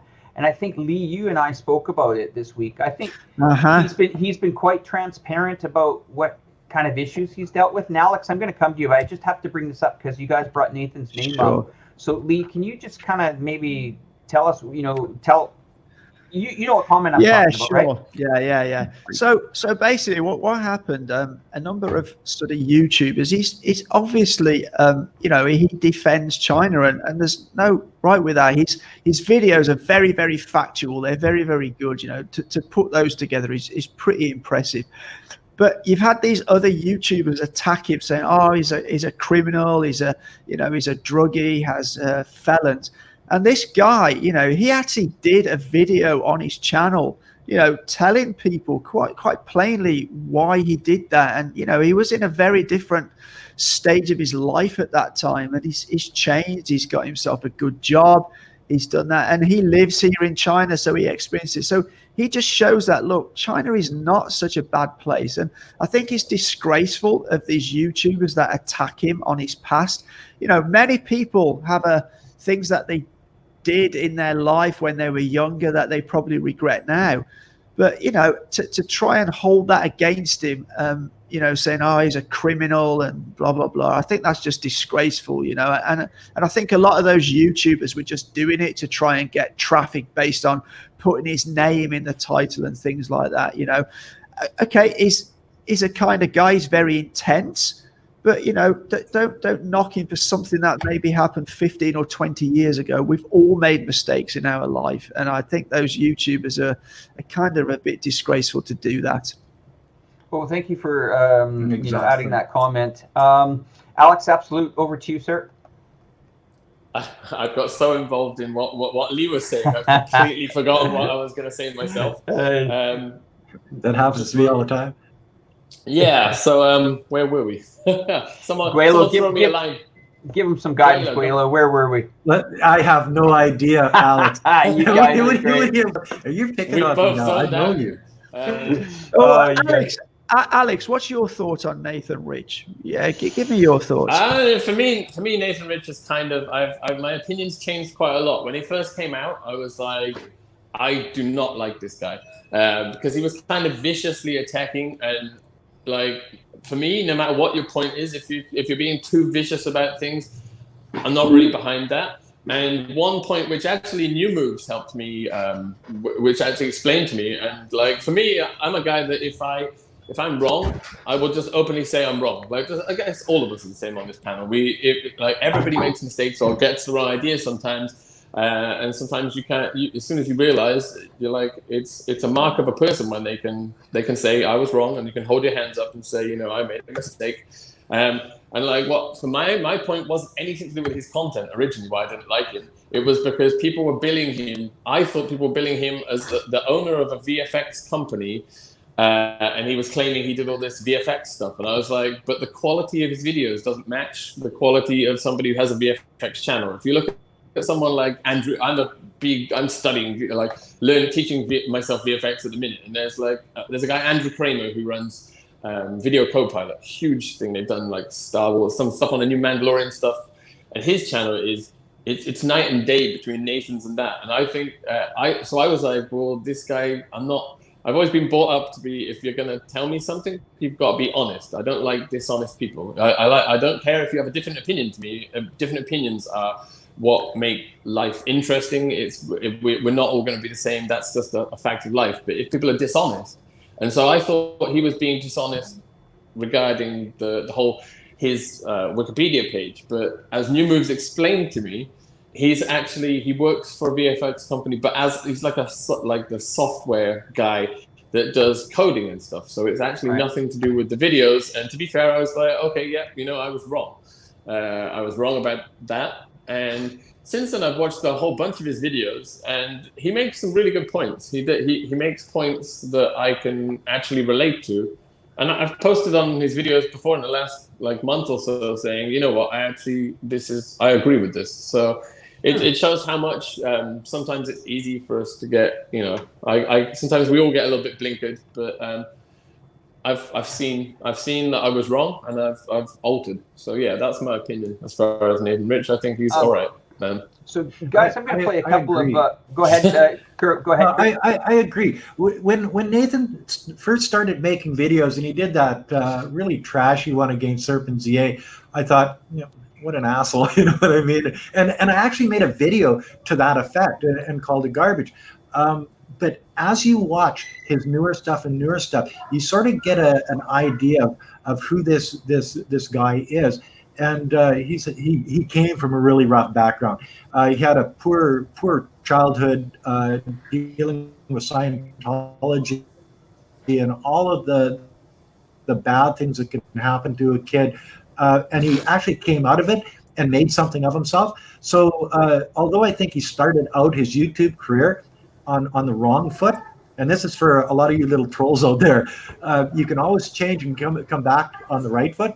Nathan is a perfect example of that. He started coming out and he started doing his batch videos. He started doing things that maybe got him a lot of haters, but then he turned it around and he started putting out very good quality, as Lee said, very informative. He's done his homework on these videos, and now the guy is very popular in the Chinese forum more than anywhere else, because he is about as pro-Chinese as Gweilo 60. But so there is that I actually approve of a lot of stuff Nathan Rich puts out now, where I never thought I would. That's an interesting point. We do get a lot of people saying, have him on, don't have him on, have him on, don't have him on. I mean, I understand that, but once again, with the seeing it from a different perspective, that's the beautiful thing about coming to these shows and commenting.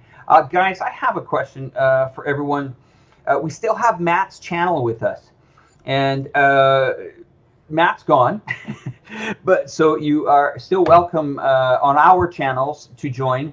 I did send a message out to Matt saying that we would take care of everyone in his chat. So Jerry from This Is China, if you're moderating, if you could maybe move over to Matt's, or if anybody knows that we have moderators that could also follow Matt's comment section. I'm just waiting to get another message from Matt. He just said his stream's open without him.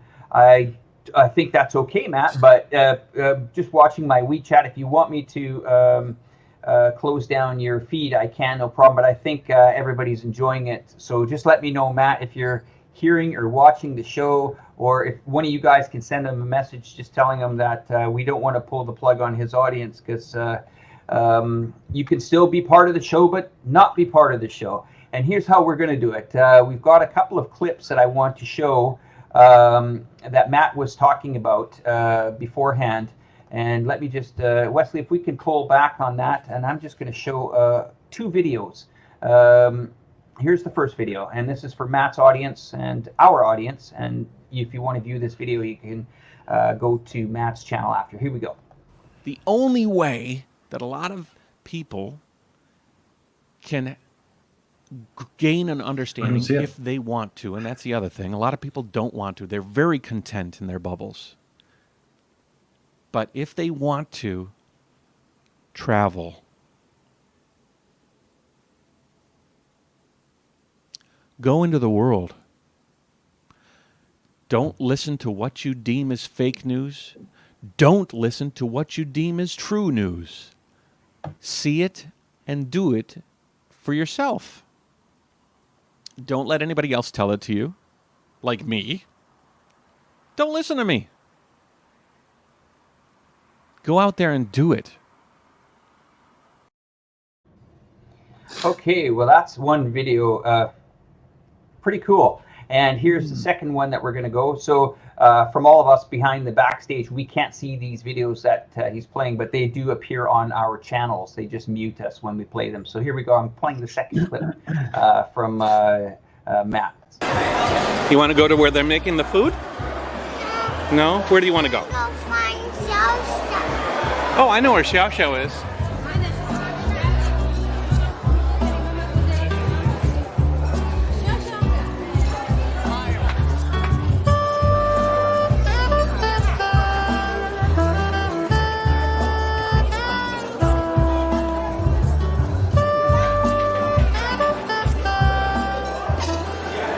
The traditional passing out of the cigarettes, China style.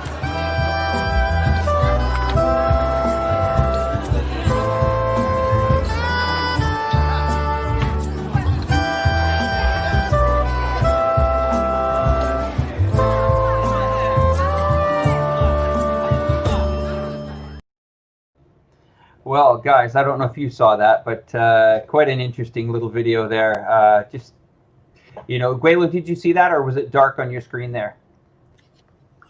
Well, I had my video or my mic muted, so I have a thing right in the center.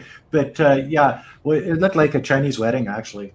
But isn't that great? I mean, that guys must remind you, you know, just a lot. I mean, you know, almost every weekend we get together with my partner's family. So there'll be her brothers and sisters and her parents and grandparents, and we go out for a meal, and everybody's sharing. Everybody's, you know, I feel that is a bigger thing here in China, the whole family thing, than it is in the West. They're very close here, family are, and they will always help each other. You know, there's a real community within families here. Yeah, there's definitely family here. I'm not comparing and saying it's better than in the West, but it's a different structure, and they are very much more supportive. Like members of my wife's family, they wanted to help one of my wife's cousins, so they all banded together and they bought them a house. You just wouldn't have that back in England. Everybody kind of really does stick together here, but that video that Matt just played, or the video from Matt, is a very familiar scene. It's so often you have stuff for moving in a house, you treat people, you have stuff at Spring Festival, and more importantly, isn't Ava just a whole bucket of cute? Like she's been in like a couple of his recent videos, and she's just like she just makes you melt almost. She's super cute. It's a credit to Matt for sure. Just going to address a super chat here from Francisco Rivera. Wait, what Chinese music do you listen to, or do you listen? Do you listen to your own country music like me? I listen to Mexican music, but never Chinese music. You know, Kurt, you have to add. You have Aerosmith. Nathan Rich debunks Western media lies with facts, but now he can hardly do it because all is live. Interesting. So, Gweilo, you are the king of the, what would it be? You love going to your what was it? Nonstop beer and nonstop Barbecue. foods. Barbecue. Brazilian What do they? barbecue. What barbecue is it, Alex, that he goes to? I think your Brazilian microphone's a little barbecue, bit. isn't it? Is it the Brazilian barbecue? Brazilian wait, barbecue. I love those. Every Put your city's hand up. got a Who's had a Brazilian conversation with barbecue. Kirk where he's just said, "Sorry, gotta go barbecue time." Yeah. I like my beers. I like my barbecues. And Francisco Rivera. I don't listen to Chinese music unless my wife has it on her cell phone. I'm more of the 60s, 70s rock type thing, from Creedence Clearwater Revival to I don't know, Marshall Tucker Band to, well, you name it. It really doesn't matter. To AC/DC, I listen to AC/DC. I listen to AC/DC, of course. AC/DC, Metallica. To the panel here, to the panel here, you guys. I have an interesting thing that you might want to try next time. Kurt came to my house in Bangkok when the initial lockdown was happening. And we were here, I believe, also with Tim K. And I was here with Tim as well. But we had what it was called a Spotify speed round. Now, what that means is basically you can't use Google. You gotta sit in front of a chair, type in a song. You can decide if it's 70s, 80s, 90s, one-hit wonder music. And you get off that chair, and then you start the countdown timer, and to see how many songs that you can get through before that guy gets ejected. So I mean, it's kind of fun. I would like it to be a game, because I mean it's quite good. So Mr. Rivera, thank you very much for those comments. Guys, I'm going to go around the round table here, and you guys can take the stand here for a couple of minutes if you need somebody to thank, or if you need some more airtime, please take it. And we'll end off with me, because I got some exciting stuff I want to tell you guys. So who wants to go first? I'll go first. Oh, we're going to, yeah, too late, Barrett. We're going to Gweilo first. And then we're on to you. Okay. No problem. So what do I have going on in the next little bit? Well, China Radio International is taking Gweilo and Wei Fong, his lovely wife, on another 4-day vacation over to the Vietnamese border. We're going to be doing some tourist videos. We're going to hit Da Tian Falls. We're going to be staying in the middle of the Karst Mountains of Guangxi province in cabins. Oh, this will be nice. You got the lakes and you got the Karst Mountains, and it's picturesque. And I think we might even be doing some rafting down the river between Vietnam and China. So we're going to be doing this we're going to leave on the 14th and come back on the 18th. So just about 5 days. It's going to be something interesting to watch. So that's what I'm doing starting next Sunday. And are you taking your camera, Kurt? Are you taking your camera? I'm taking my camera, and we're taking actually a camera crew on this one. So this is going to be an interesting week. But Kurt, before you move on, you're not going to sell out to Netflix, are you? Like, we're not going to have to start paying to watch your stuff, are we? I'm still waiting for Hollywood to call, but they haven't called. Maybe they don't know how to call China. And I got to apologize for my feed today, because I know it was really sketchy. My internet's not working very good, and I just got it upgraded. So maybe the next time I do one of these, I'll whip over, because I'm on a laptop. I'll whip over to my desktop. It runs a lot faster, and it seems to be a lot cleaner. So I'll have a different background, and maybe Wei Fong's dad be scuffling around in the background. Hey, it's better than having a sketchy internet. So basically, what Gweilo was saying that he will next week he will try a new location in the house, probably with a LAN connection, because he did upgrade this especially for the show. And Wei Feng's father's around there, so we might see him incognito or not. Who knows? Going on to the Barrett's and Gweilo, was there any last super chats that you had to say thank you for? Did we miss everybody? Lee Rouet and Francisco Rivera. Lee Rouet, he's a Nathan Rich fan. Nathan Rich debunks Western media lies with facts, but now he can hardly do it because all is a lie. Well, coming out of some American politicians, both in mainstream media, I actually believe that. I think it's all rhetoric, and it's all in a ploy to get Trump reelected, and it's sad. Francisco Rivera, my wife is Vietnamese. Well, maybe we'll meet her on the border, I guess. Hopefully. Well, Gweilo, thank you for that, Kurt. Thank you for that, Kurt. And I'm going to go on to Lee. Lee, the floor is yours. Okay, so first of all, let me just do a super chats and super stickers. So a big thank you to Eric NG, MW Lee 1984, TL, Nini, Arthur Larson, and Fat KY. Fat KY says, please discuss how we can help bring the US and China on the same side or try to combat disinformation. Maybe collaborate on a book. Ideas. Okay, so that is what we do try and do, and I think we've tried to some extent to sort of do that today. So now on to things. Oh, I'd also just like to give a shout out to Quantum Alchemist. He's a guy that I believe tunes in from Germany, and that's really appreciated because the time there in Germany is really pretty early hours of the morning. Maybe he's in a different part of the world, but I thought he was in Germany. And I'd just like to say, yeah, Germany, as we've mentioned, are really sort of a shining beacon out there in the way they are trying to deal with China. You know, they're looking at it sort of much more level-headed than most other countries. And now on to what we've done and what we're doing. So we put a video out yesterday, which is not seeing so much love at the moment, so go over and have a look. It's a really great video.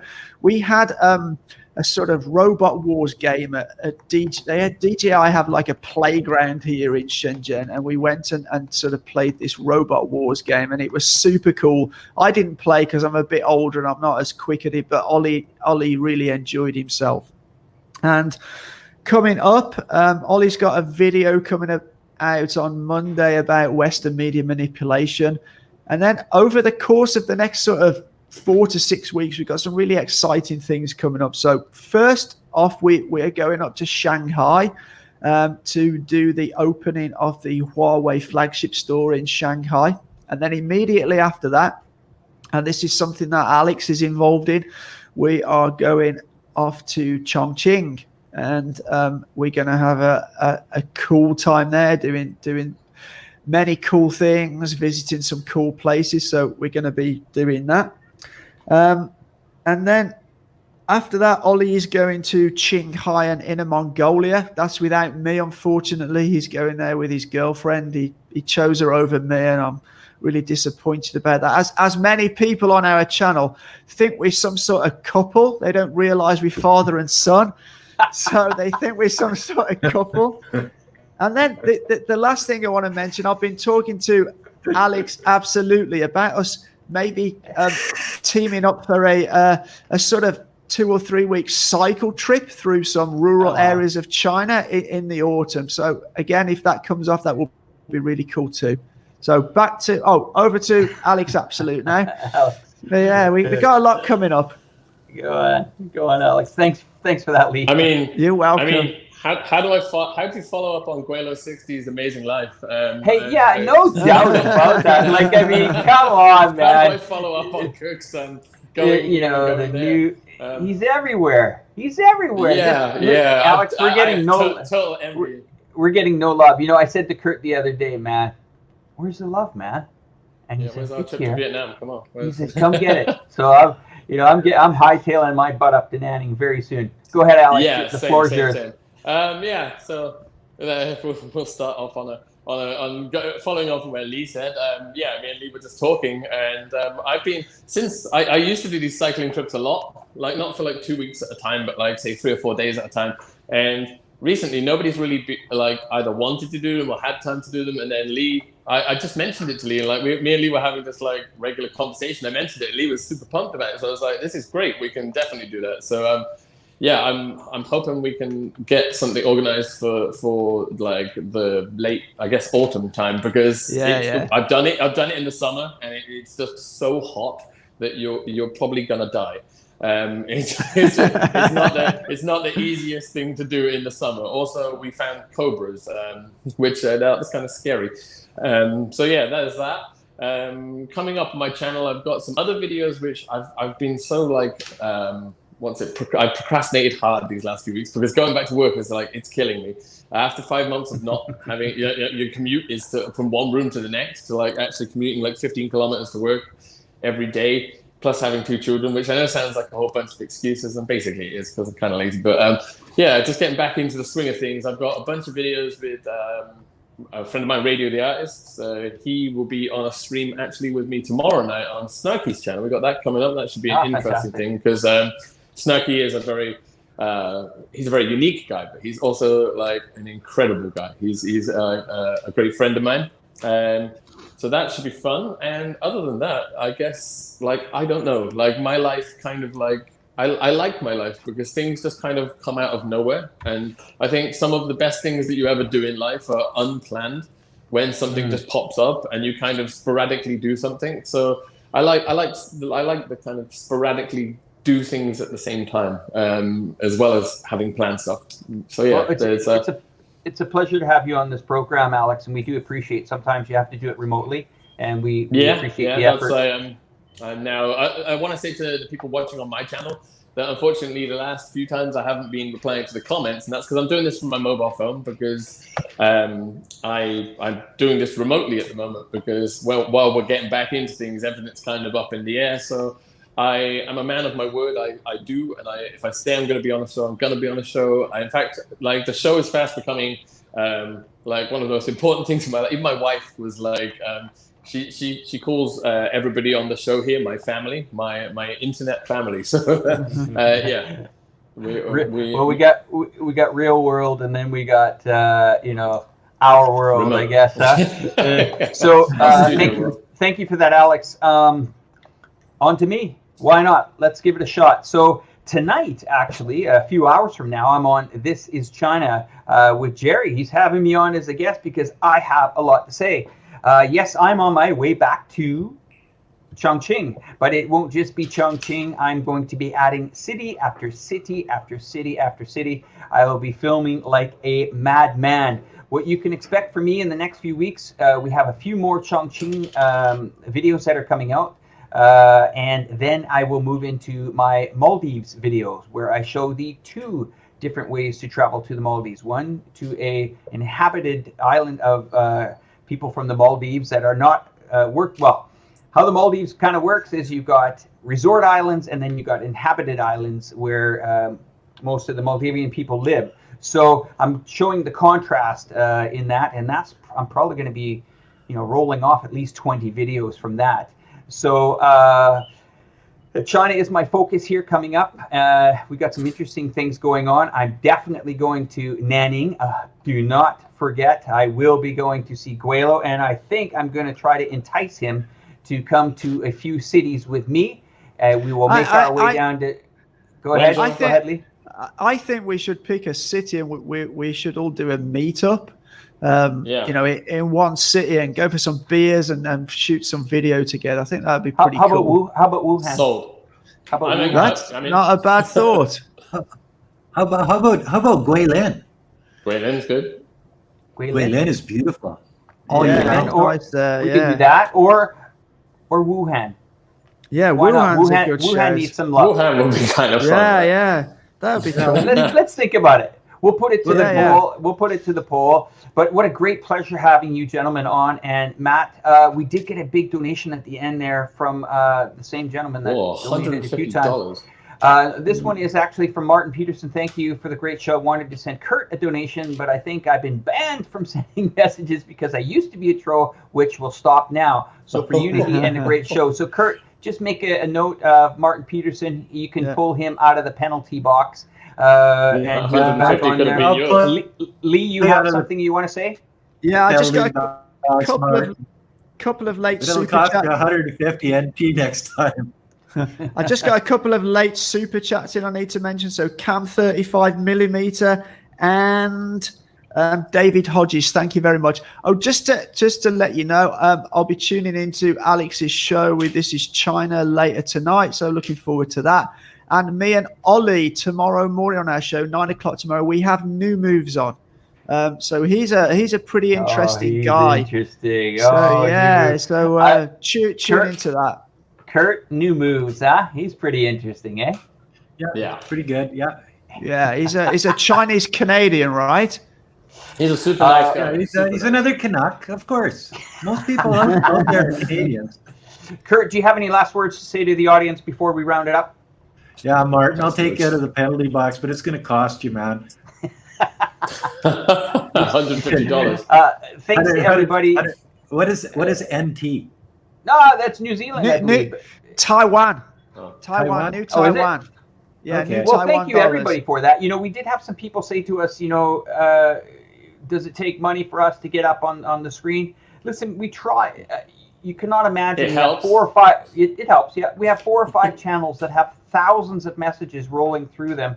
I'm going to actually show the audience next week about it because we have thousands of messages come through. So when we see them come through, yes, we highlight them, and that's not to discourage people. You do have a voice here. We have moderators in there, and we all try to tackle all these messages. And that is another great show, guys, today. Very positive vibes coming out of the show today. Everybody hit that subscribe button down below. That's how you support us. Put the big lights in. The algorithm loves that as well. And support all these channels. Watch all these videos. We love doing this for you. The Gweilo loves the walk and talks. The Alex Absolute loves his beautiful equipment. And the Barretts come in from all types of angles.